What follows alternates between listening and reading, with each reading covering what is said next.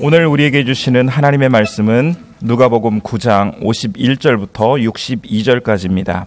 예수께서 승천하실 기약이 차감해 예루살렘을 향하여 올라가기로 굳게 결심하시고 사자들을 앞서 보내심에 그들이 가서 예수를 위하여 준비하려고 사마리아인의 한 마을에 들어갔더니 예수께서 예루살렘을 향하여 가시기 때문에 그들이 받아들이지 아니하는지라. 제자 야고보와 요한이 이를 보고 이르되 주여 우리가 불을 명하여 하늘로부터 내려 저들을 멸하라 하기를 원하시나이까. 예수께서 돌아보시며 꾸짖으시고 함께 다른 마을로 가시니라. 길 가실 때에 어떤 사람이 여짜오되 어디로 가시든지 나는 따르리이다. 예수께서 이르시되 여우도 굴이 있고 공중에 새도 집이 있으되 인자는 머리둘 곳이 없도다 하시고 또 다른 사람에게 나를 따르라 하시니 그가 이르되 나로 먼저 가서 내 아버지를 장사하게 허락하옵소서. 이르시되 죽은 자들로 자기의 죽은 자들을 장사하게 하고 너는 가서 하나님의 나라를 전파하라 하시고 또 다른 사람이 이르되 주여 내가 주를 따르겠나이다마는 나로 먼저 내 가족을 작별하게 허락하소서. 예수께서 이르시되 손에 쟁기를 잡고 뒤를 돌아보는 자는 하나님의 나라에 합당하지 아니하니라 하시니라. 아멘. 누가복음은 크게 네 부분으로 나뉠 수 있습니다. 첫 번째 부분은 1장에서 3장까지인데 예수님의 길을 준비하는 일을 소명으로 받은 세례자 요한의 출생과 그의 부모 그리고 그의 사역에 대한 이야기와 구주 예수님의 탄생과 예수님의 가정, 예수님의 어린 시절의 이야기가 번갈아서 펼쳐집니다. 두 번째 부분은 4장에서 9장 50절까지로 예수님의 공생애가 본격적으로 펼쳐지는 부분입니다. 주로 이스라엘 북쪽 갈릴리 지역에서 행하신 일과 말씀에 대해서 증거합니다. 세 번째 부분이 오늘 본문이 시작되는 9장 51절부터 19장까지인데 갈릴리를 떠나 예루살렘에 이르시기까지의 예수님의 모습에 대해서 증거합니다. 시기적으로는 주후 29년 가을부터 이듬해인 주후 30년 봄까지의 6개월 동안, 그리고 장소적으로는 이스라엘 중부 동쪽 베레아 지역과 남쪽 유다의 지역에서 행하신 일과 말씀에 대해서 증거합니다. 이 두 지역에서의 예수님의 사역에 대해서 마태복음에서는 마태복음 19장, 20장 두 장에 걸쳐서 증거하고 마가복음에는 10장 단 한 장에 걸쳐 기록하고 있습니다. 반면에 누가복음에는 무려 10장에 걸쳐서 기록하여 예수님께서 예루살렘으로 가시는 길을 세밀하게 증거하고 있습니다. 또한 이 부분은 예수님께서 행하신 사건보다도 말씀에 더욱 집중하고 있습니다. 누가복음에는 예수님께서 행하신 이적, 즉 표적이 모두 20개가 나옵니다. 그 중에서 이 부분에 나오는 것은 4개입니다. 그러나 누가복음에 기록된 예수님께서 말씀하신 비유 23개 가운데 이 부분에 16개나 기록이 되어 있습니다. 특히 다른 복음서에 나오지 않는 비유가 여러 개 있습니다. 강도 만난 사람을 도운 사마리아 사람의 비유, 잃은 동전 비유, 잃은 둘째 아들의 비유, 부자와 거지 나사로의 비유 등이 여기에만 나옵니다. 만약 누가가 전해주지 않았다면 영원히 알 수 없었을 내용입니다. 마지막 네 번째 부분이 20장에서 24장인데 예루살렘에서 행하신 일과 말씀, 그리고 고난당하심과 죽으심, 부활, 승천에 대해서 증거합니다. 2005년에 작고한 이형기 시인의 시 낙화가 있습니다. 그 중에 일부를 읽어드리겠습니다. 가야 할 때가 언제인가를 분명히 알고 가는 이의 뒷모습은 얼마나 아름다운가. 봄 한철 격정을 인내한 나의 사랑은 지고 있다.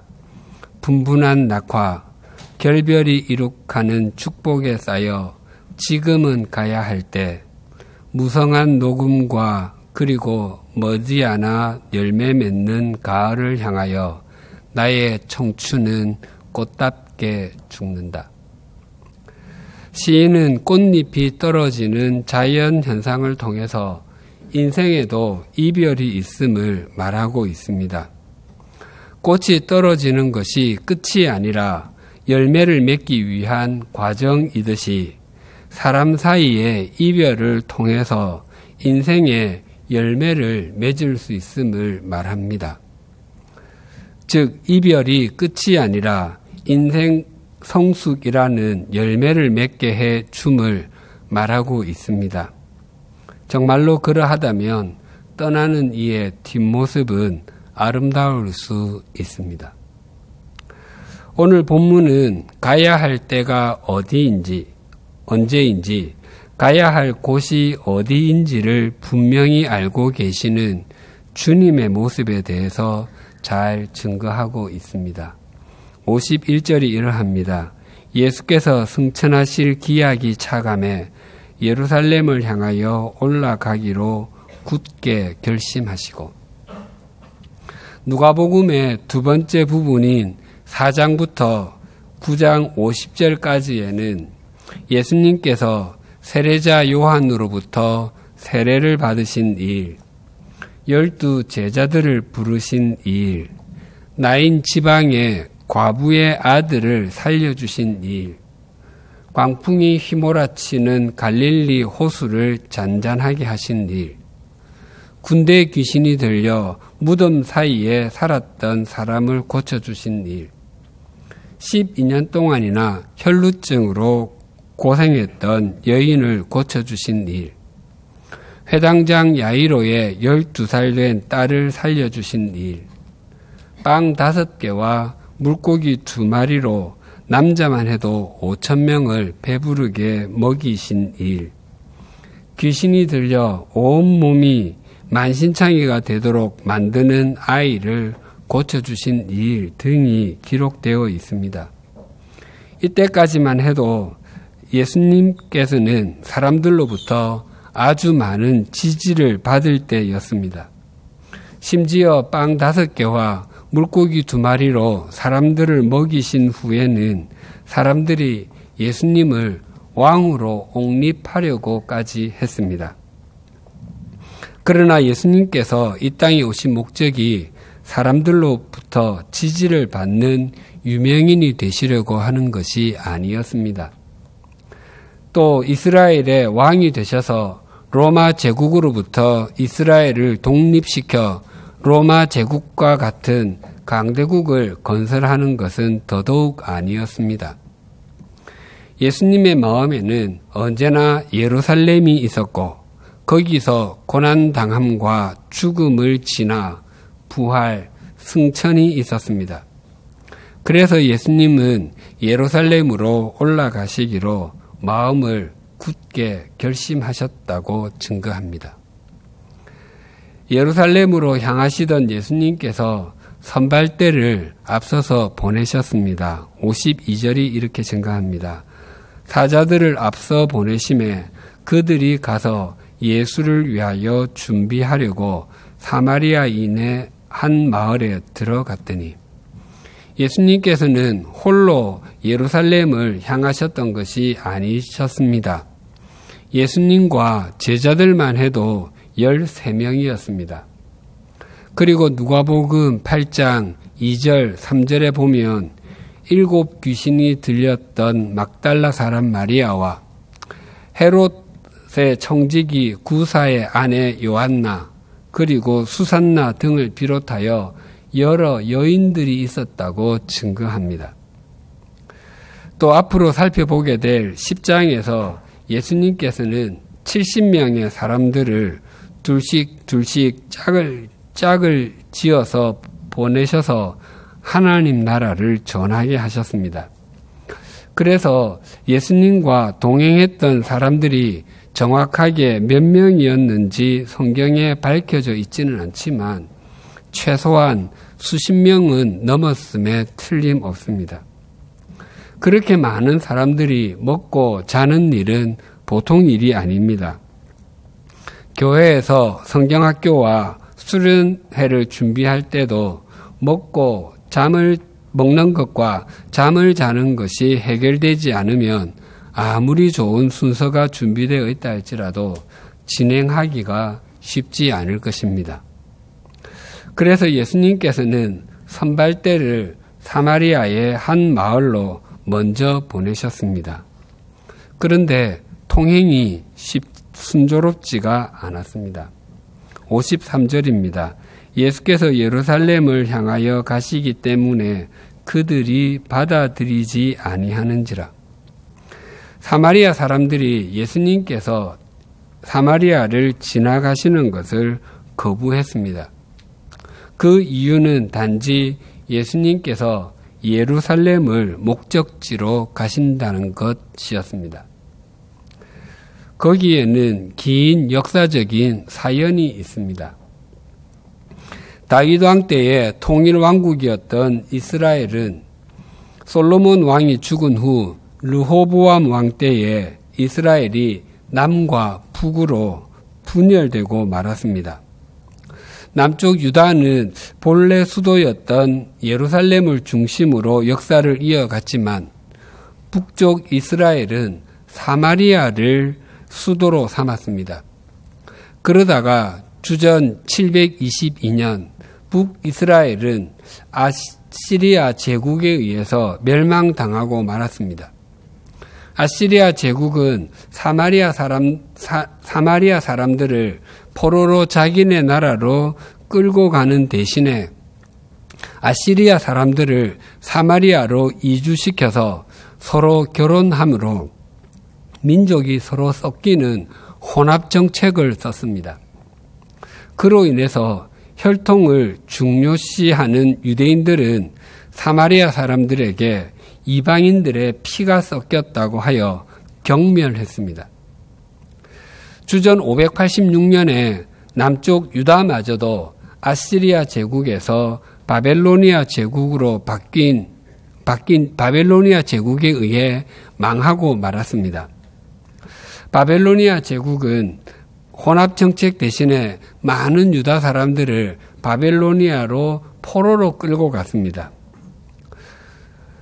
바벨로니아 제국을 무너뜨리고 페르시아 제국을 창건한 고레스 왕은 유다 백성들에게 귀국해도 좋다는 명령을 내렸습니다. 그래서 유다 백성들은 귀국하여서 다시 성전을 건축했습니다. 그때에 사마리아 사람들이 찾아와서 돕겠다고 제의했지만 거부당하고 말았습니다. 이유인즉 이방인들의 피가 섞인 사람들의 도움은 받지 않겠다는 것이었습니다. 사마리아 사람들이 예수님을 지나가지 못하게 하신다는 소식을 듣고 제자들 중 야고보와 요한은 예수님께 이렇게 제안했습니다. 54절이 이러합니다. 제자 야고보와 요한이 이를 보고 이르되 주여 우리가 불을 명하여 하늘로부터 내려 저들을 멸하라 하기를 원하시나이까? 야고보와 요한은 예수님께 말했습니다. 주님, 하나님께 불을 내려주시도록 기도를 드려서 저 사람들을 다 태워버릴까요? 야고보와 요한은 성격이 아주 급했기 때문에 그들의 별명이 우레의 아들이었습니다. 그들은 얼마 전 산 위에서 본 엘리야 선지자의 모습을 떠올렸을 것입니다. 열왕기하 2장에 보면 아하시야 왕이 엘리야 선지자를 잡기 위해서 군인 50명을 보냈는데 엘리야 선지자가 50부장에게 말하기를 내가 하나님의 사람이면 불이 하늘에서 내려와서 당신과 당신의 부하 50명을 모두 태울 것입니다. 라고 했었는데 하늘에서 불이 내려와서 50명을 모두 태우고 말았습니다. 야고보와 요한은 그때처럼 하나님께 불을 내려달라고 기도해서 사마리아 사람들을 응징하자고 말하는 것입니다. 야고보와 요한은 이때만이 아니라 지난주에 살핀 말씀에서도 이와 비슷한 태도를 가졌었습니다. 9장 49절이 이렇게 증가합니다. 요한이 여짜오되 주여 어떤 사람이 주의 이름으로 귀신을 내쫓는 것을 우리가 보고 우리와 함께 따르지 아니하므로 금하였나이다. 지나치게 자기 열심에 빠지다 보면 다른 사람들을 정죄하기 쉽습니다. 자기가 가진 생각에 왜 다른 사람들이 따라오지 않는지 이해하지 못하는 경우도 있습니다. 그 이유는 자기가 미숙해서일 수도 있고 상대가 아직 덜 성숙해서일 수도 있습니다. 부모가 하는 일을 자녀들이 다 이해하지 못합니다. 또 아이들이 갖고 있는 사고를 부모가 또 어른들이 다 이해하지 못합니다. 그럴 때는 기다려야 합니다. 사마리아 사람들이 예수님이 누구신지 바르게 알았더라면 그 예수님이 바로 하나님께서 보내신 화목 제물이시고 예수님을 통하지 않고는 그 누구도 하나님 앞에 나갈 수 없다는 것을 알았다면 그렇게 행하지 않았을 것입니다. 예수님을 거부했던 사마리아 사람들 중에 혹시 나중에 예수님이 누구신지를 알게 되었다면 이 일을 얼마나 후회했겠습니까? 그래서 우리가 주님을 섬길 때에 버려야 할 생각이 두 가지가 있습니다. 첫째는 나 아니면 안 된다는 생각입니다. 우리가 나 아니면 안 된다는 생각을 가질 때에 나는 이미 디딤돌이 아니라 걸림돌일 가능성이 많습니다. 우리가 나 아니면 안 된다는 생각을 가지는 순간에 우리의 섬김의 초점은 주님께 있지 않고 나 자신에게 있습니다. 그때의 나의 섬김의 목적은 주님을 위함과 다른 사람들을 세워주기 위함이 아니라 나 자신을 드러내기 위함입니다. 자신의 자아 실현을 위해 다른 사람들이 도구가 되는 것입니다. 둘째는 저 사람은 절대 안 된다는 생각입니다. 주님께서 누구를 부르실 것인지 또 그를 어떻게 사용하실 것인지에 대해서 한계를 가진 우리 인간은 다 알지 못합니다. 오늘 본문의 때를 기준으로 볼 때에 가룟 유다와 아직 사도의 반열에 들지 못한 사도 바울이 된 사울입니다.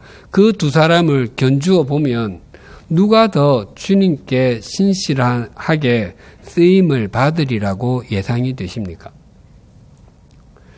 당시의 사람들에게 물으면 사울이라고 대답하는 사람은 거의 아무도 없었을 것입니다. 하지만 그 이후 어떻게 되었는지는 우리가 알고 있는 그대로입니다. 주님께서 우리 자신을 먼저 불러 사용하여 주심에 대해서는 언제나 감사하며 또 다른 사람들을 불러 사용하실 때에 물러남에 대해서도 순종하는 것이 바른 그리스도인의 태도입니다. 예수님께서는 분노하는 야고보와 요한을 꾸짖으시고 다른 마을로 향하셨습니다. 왜냐하면 예수님께서 이 세상에 오신 것은 사람을 죽이려고 하심이 아니라 살리려 하심이었기 때문입니다. 내가 더 많은 것을 누리기 위해 또 내가 더 높은 자리로 올라가기 위해 또 내 이름을 더 떨치기 위해서 다른 사람들을 누르는 것은 합당하지 않습니다. 하나님께서 그 모습을 보시면 고개를 가로저으실 것입니다. 거절당하신 예수님께서 다른 마을을 향해 가고 계실 때에 어떤 사람이 나와서 말했습니다. 57절이 이러합니다. 길 가실 때에 어떤 사람이 여짜오되 어디로 가시든지 나는 따르리이다. 이 사람은 예수님께서 가시는 곳이라면 어디든지 가겠다고 고백했습니다. 아주 열심을 가진 사람으로 보입니다. 이런 고백을 하는 것은 쉬운 일이 아닙니다. 믿음이 좋은 그리스도인들도 주님의 뜻이라면 무엇이든지 따르겠다고 고백하지만 그 마음 깊숙한 곳에는 막연한 두려움이 있습니다. 혹시 내가 가진 전 재산을 가난한 사람들에게 다 나눠주라고 하면 어떡하지?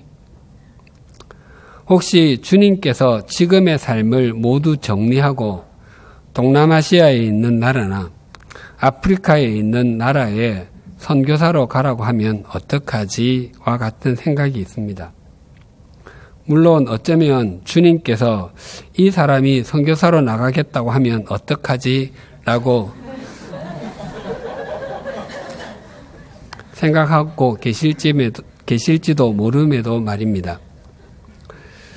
주님을 따르겠다는 열심을 갖는 것은 훌륭한 일입니다. 그러나 예수님께서는 이 사람의 고백 뒤에 있는 것을 보시고 말씀하셨습니다. 58절이 이렇게 증가합니다. 예수께서 이르시되 여우도 굴이 있고 공중의 새도 집이 있어되 인자는 머리 둘 곳이 없도다 하시고 마치 동문서답같이 들립니다. 이것은 제자가 되는 것은 당신이 생각하는 것과 다릅니다라고 말씀하시는 것입니다. 마태복음에서는 이 사람을 서기관이라고 합니다. 서기관은 성경을 베껴서고 성경을 가르치는 사람입니다. 그러니까 성경에 대해서 잘 아는 사람입니다.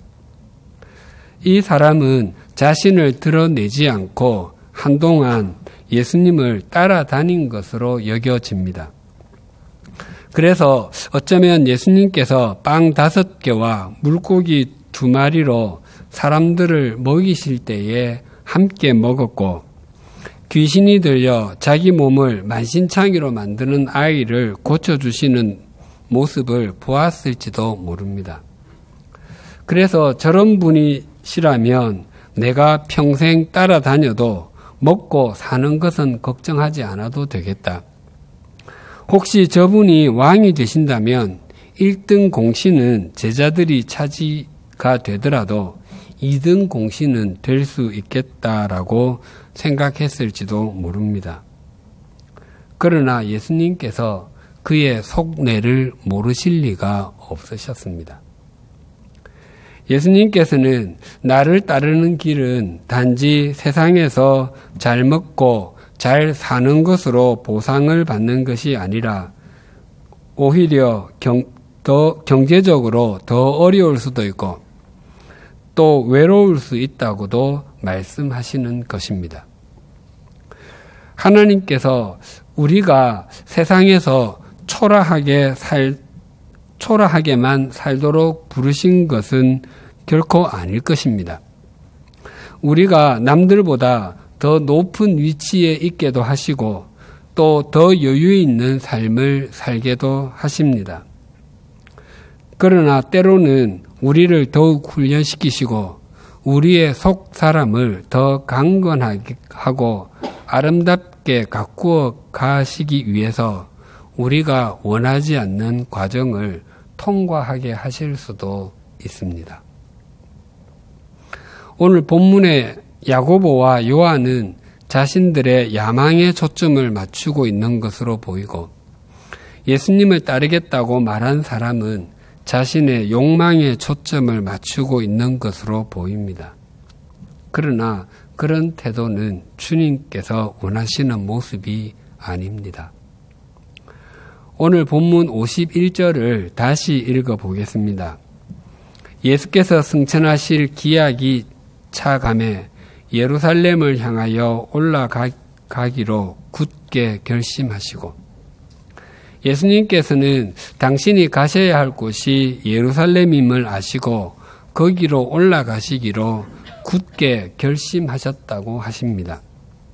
하반절을 직역하면 이러합니다. 예수께서 가셔야 할 예루살렘을 향해 얼굴을 스스로 고정시키셨다.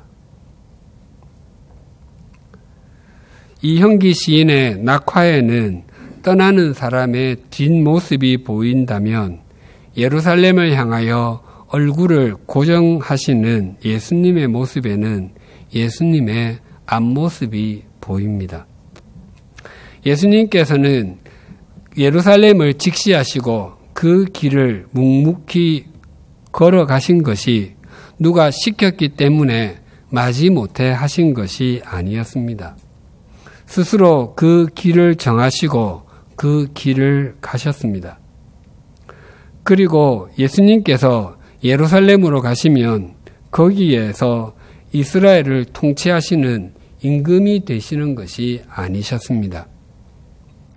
또 예수님의 말씀을 듣기 위해서 예루살렘 성전에 수많은 사람들이 모여 있는 것도 아니었습니다.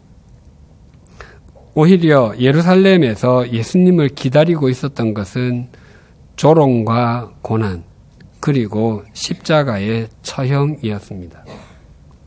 그럼에도 예수님께서는 온 의지를 다하셔서 그 길을 가셨습니다. 그것이 온 인류를, 아니 우리를, 나 자신을 살리시는 길이었기 때문입니다. 그래서 예루살렘을 향하는 예수님의 모습은 영원히 아름다운 얼굴이요, 영원한 생명의 얼굴입니다. 신앙은 자신의 온 의지를 다하는 것입니다. 공부를 하든, 악기를 배우든, 기술을 배우든, 일을 하든, 무엇을 하든지 간에 거기에 자신의 의지를 다하지 않으면 일정한 수준에 오를 수 없습니다. 학생이 공부하기 위해서는 자신의 얼굴을 선생님의 가르침에, 책에 향하도록 해야 합니다. 만약 공부를 자기 감정에만 맡겨 공부를 하고 싶을 때만 한다면 공부를 잘할 수 없습니다. 만약 200페이지짜리 문제집을 푸는데 비슷한 환경과 비슷한 역량을 가진 두 학생 중 한 학생은 하루에 최소한 10페이지를 반드시 풀겠다고 결심하고, 또 한 학생은 풀고 싶을 때만 풀겠다고 생각했다 가정해 보십시다. 한 달이 지났을 때에 어떻게 되었겠습니까?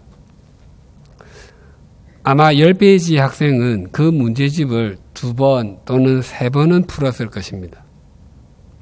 반면에 풀고 싶을 때 학생은 20페이지에서 30페이지 정도 풀었을 것입니다. 악기를 배우거나 기술을 배울 때도 동일합니다. 매일 일정한 시간 연습을 하는 사람과 연습을 하고 싶을 때만 하는 사람 사이에도 매일 일정한 시간 연습하는 사람이 시간이 지나면 지날수록 점점 더 뛰어나게 될 것입니다. 신앙생활도 마찬가지입니다. 감정을 따라서만 신앙생활을 하는 사람은 신앙이 성숙할 수 없습니다. 자기 의지를 다하는 것을 통해서 신앙의 성숙이 이루어집니다. 구역 성경 공부 시간에도 배운 바와 같이 느헤미야가 동생 하나니로부터 예루살렘의 소식, 즉 사람들은 환난을 당하고 있고 예루살렘 성은 허물어져 있고 성문들은 불에 탔다는 소식을 들었습니다. 느헤미야는 그 소식을 듣고서 처음 며칠 동안 슬퍼하며 금식하며 기도를 드렸습니다. 하지만 느헤미야는 계속 울고만 있지 않았습니다. 4개월이 지난 후 아닥사스다 왕이 무슨 일이 있는지를 물었을 때에 조국의 수도 예루살렘의 상황에 대해서 말하며 자신이 예루살렘을 다녀와야 되겠는데 얼마 동안 다녀오게 될 것인지, 왕께서 조서를 내리셔서 여러 지역을 통과할 수 있는 비자와 필요한 자재를 지원해 주실 것을 상세하게 보고했습니다. 그래서 느헤미야는 스룹바벨 성전이 완공되고서도 70년 동안 방치되었던 예루살렘 성벽을 불과 52일 만에 완공할 수 있었습니다. 느헤미야가 감정에만 사로잡히지 않고 자신의 의지를 다해서 하나님을 섬겼기 때문이었습니다. 또 한나는 난임의 여인이었습니다. 당시의 여인이 자녀를 낳지 못하는 것은 하나님께 버림받았기 때문인 것으로 여겨지던 때였습니다. 남편 엘가나에게는 또 다른 아내 분인나가 있었습니다. 분인나에게는 자녀들이 있었습니다. 그래서 분인나는 한나를 늘 괴롭히며 업신여겼고 한나는 울기만 하고 먹지를 않았습니다. 남편이 여러 말로 위로를 해보았지만 위로가 되지 않았습니다. 성막이 있던 실로로 올라가 많은 눈물로 기도를 드릴 때에 제사장 엘리로부터 포도주를 끊으라는 말까지 들었습니다. 하지만 한나는 기도를 드리고 엘리 제사장의 축복을 받은 후 더 이상 굶지 않았고 슬픈 기색도 보이지 않았습니다. 그 한나에게 하나님께서는 사무엘을 주셨고 한나는 사무엘이 젖을뗄 때까지 품었다가 하나님 앞에 있게 하였고 하나님께서는 그 사무엘을 통해서 새로운 시대를 열게 하셨습니다. 한나가 감정에만 사로잡히지 않고 자신의 의지를 다해서 하나님을 섬겼기 때문이었습니다. 사실 예수님의 감정은 십자가를 지지 않으시는 것이었습니다. 그래서 겟세마네 동산에서 기도하실 때에 아버지여, 만일 아버지의 뜻이거든 이 잔을 내게서 옮기시옵소서. 그러나 내 원대로 마시옵고 아버지의 원대로 되기를 원하나이다라고 기도하셨습니다. 예수님께서 당신의 의지를 다하여서 십자가를 지심으로 우리의 영원한 구원자가 되시고 우리의 주님이 되셨습니다. 하나님께서 마음과 정성을 다하여 우리를 우리의 가정에 또 일터와 학교에 삶의 자리에 심으심은 우리의 얼굴을 하나님께로 향하고 주어진 삶의 길, 섬김의 길, 소명의 길, 이 땅을 살면서도 영원한 생명의 길을 걷게 하도록 하기 위함입니다. 우리가 우리의 얼굴을 주님께 고정하고 우리가 가야 할 길을 회피하지 마십시다. 그런 우리를 통하여 새로운 소망이 생기며 주님의 생명의 역사가 펼쳐집니다.